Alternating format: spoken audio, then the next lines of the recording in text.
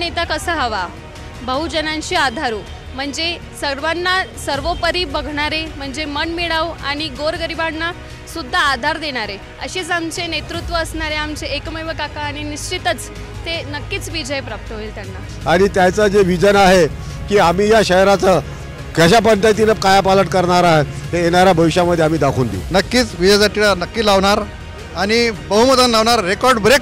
या शहराचा कायापालट करायचा असेल तर भारतीय जनता पार्टीचं सरकार वर आहे, देवेंद्रजी मुख्यमंत्री आहेत आणि केंद्रे साहेबांसारखा आम्हाला क्वालिफाईड उमेदवार मिळाला आणि या शहराचं चित्र बदलवायचं आहे, याच्यासाठीची ही लढाई आहे।